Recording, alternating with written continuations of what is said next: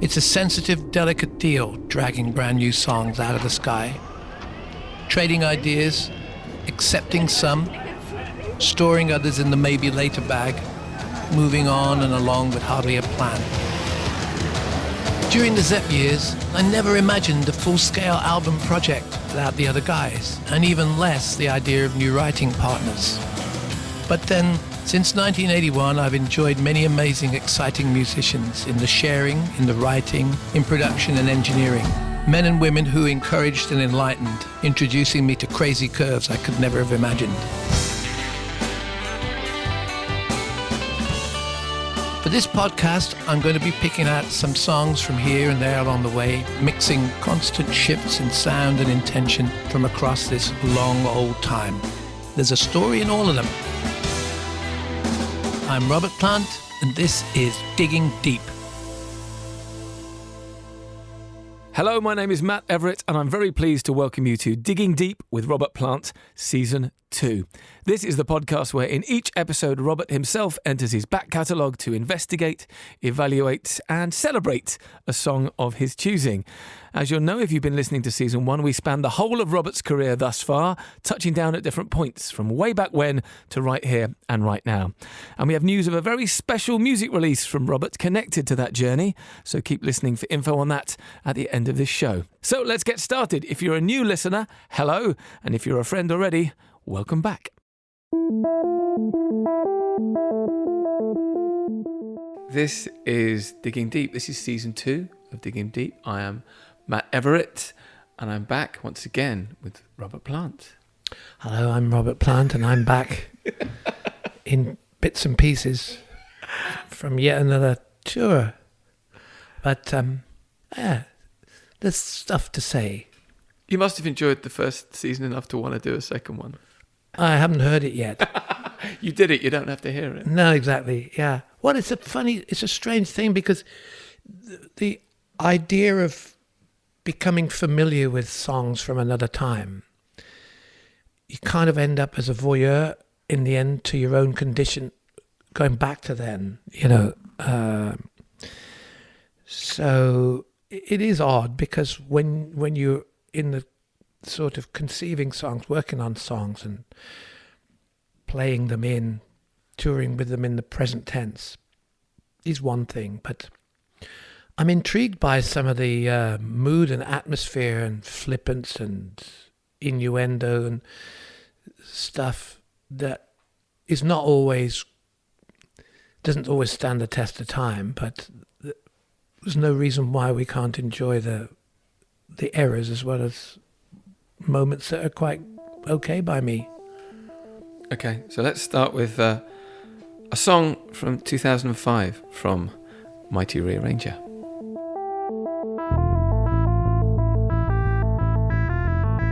This is Tin Pan Valley from the album Mighty ReArranger from April 2005. I come from Tin Pan Valley and I'm moving right along. I live on from my glory so long ago and gone. I'm turning down the talk show, the humor and the couch. I'm moving up to higher ground, I've found a new way out.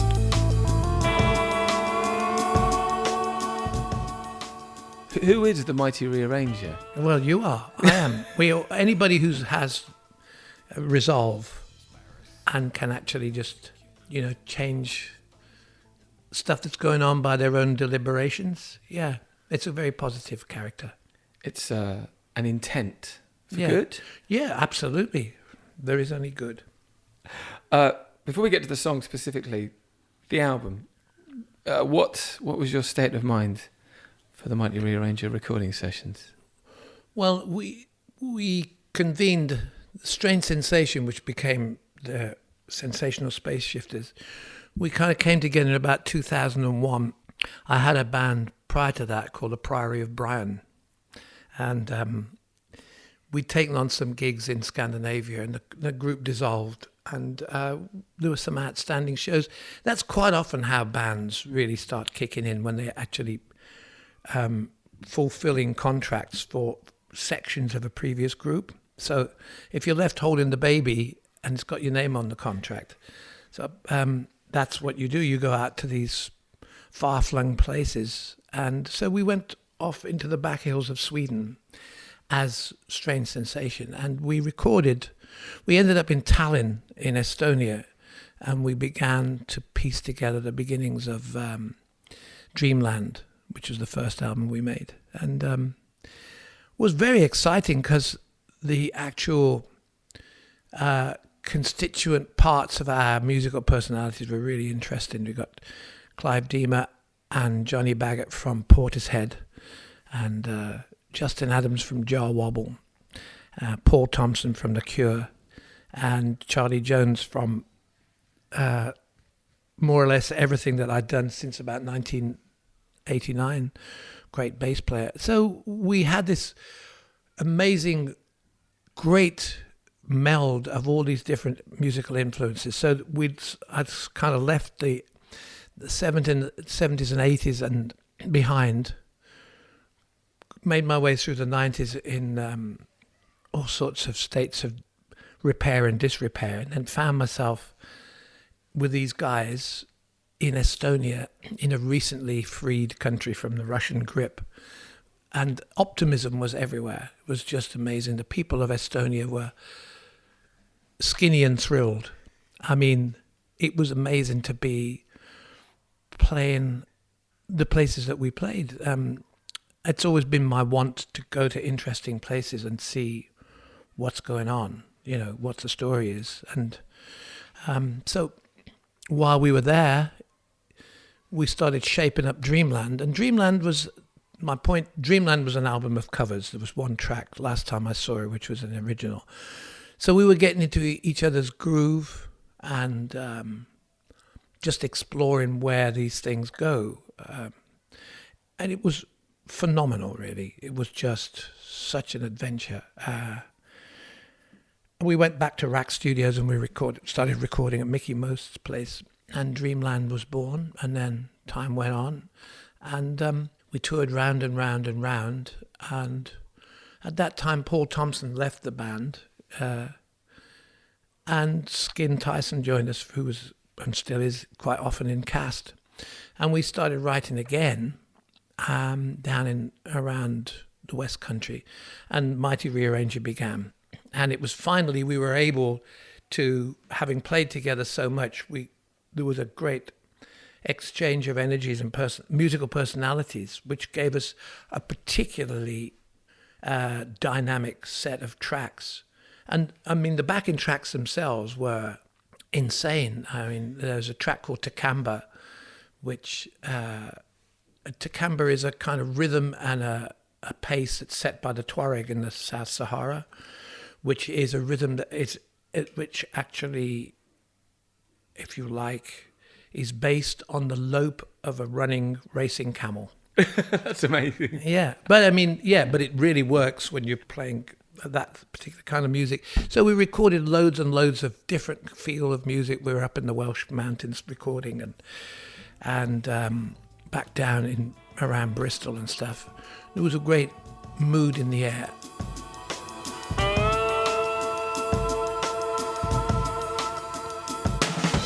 Parasols and barbecues and lounges by the pool. Late night conversations filled with 20th century cool. My beers may flirt with cabaret, some fake the rebel yell. Me, I'm moving up to higher ground, I must escape their hell.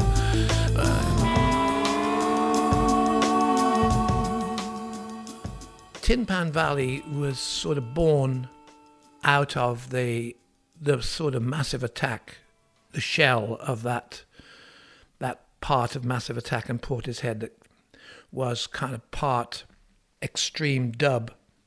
But as a conventional song, Tin Pan Valley was born halfway up a beautiful mountain in not far from Aberystwyth, which had been pretty close to where Paige and I had been many years before that. And I think it really kind of really shows the energy and the zest and the kind of, I suppose, the lilt of where the band was at. So The verses would be lyrical statements of my incessant need not to become too much of a parody or, some kind of phony playing soup in the basket rehashes of Zeppelin, but inevitably doing that sooner or later. But so Tin Pan Valley is my testament that I tried to live by, and lyrically it makes my points about tedium and success, and there's some kind of algebraic equation where you either have joy at the end of a gig or you have a sort of same old stuff. So we were creating more and more music that would explode at the same time as sort of nuance. I take the butter to the baby, you take the hammer to the pearl. Like this. Like this.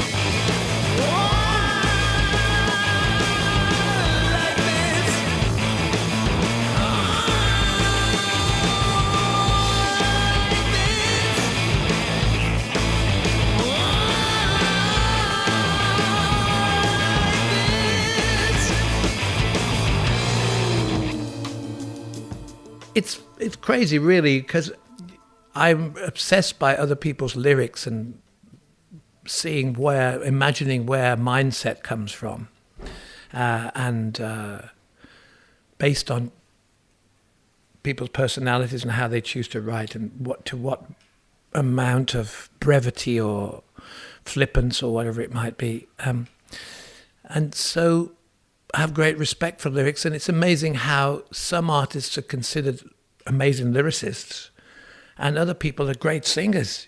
Some people never write a song. Elvis didn't write a song. This is true.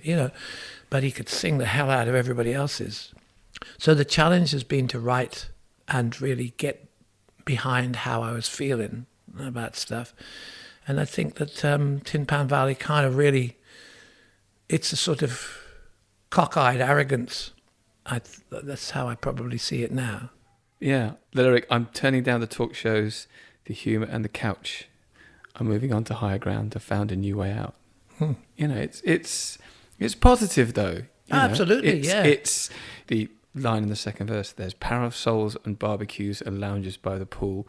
The late night conversations filled with 20th century cool. It's very evocative of that certain world that sustains itself by the idea of celebrity without necessarily having the substance in it, I think, if I'm right in my analysis. Well, it's whatever you want it to be, but the truth of the matter is it's what people choose to do and be and live in the rarefied air of that environment. And, for me, it's somewhere to be avoided unless it's at the back of a quality inn somewhere in Boise, Idaho. There's a pool there. And there's a bus outside with the engine running. Is there always been an internal voice that's just checking the decisions that you make and just thinking, that's interesting, that sounds interesting, but maybe that's not the right path? Maybe not as obvious as this, but just, is there always that dialogue going on? No, not really. It's just moments when I feel I've got it, I'm on the right track. Then there's time to celebrate that with exactly that lyric. I think I was on the right track. Everybody that sings must feel like that because it's a pretty lonesome place to be. Especially, is that one of the reasons why you like assembling these musicians that are able to keep throwing things, unexpected things, so you can't ever second guess yourself, I guess? Well, the thing is that with the Sensational Space Shifters, its intention is absolutely to be spot on every night and stretch it, and shout at each other while we're playing because it's good. It's you have to encourage each other. It's a bit like being in a rodeo, if you're a part of the band, but at the same time, I'm not really doing much a lot of the time. I'm just enjoying what they're doing, what's going on around me. So yeah, it's stimulation, yeah. And it's interesting, always interesting when you hear people singing about themselves and you know that it's come from a real place. Yeah. It's not gone away either. He's said enough, I'm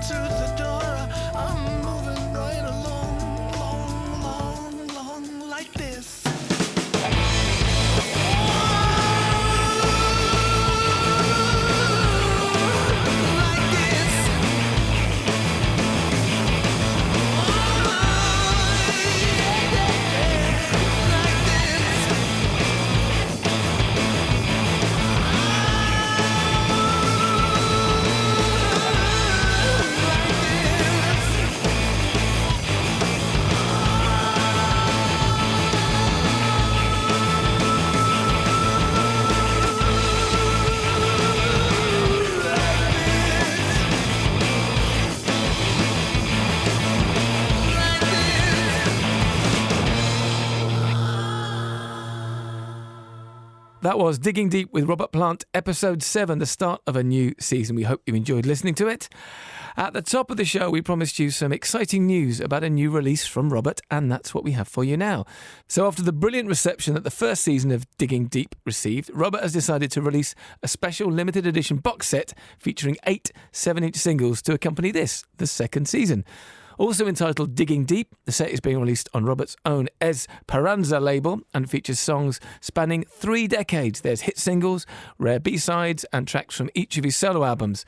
There's songs including Little by Little, Hurting Kind, Calling to You and Big Log. What's more, this is the first time the remastered versions of these tunes have been available on vinyl, and they come in this beautiful bespoke hardback book format, including the restored original 7-inch artwork. It's a thing of beauty. It's all coming out on Friday the 13th of December, but you can pre-order it right now.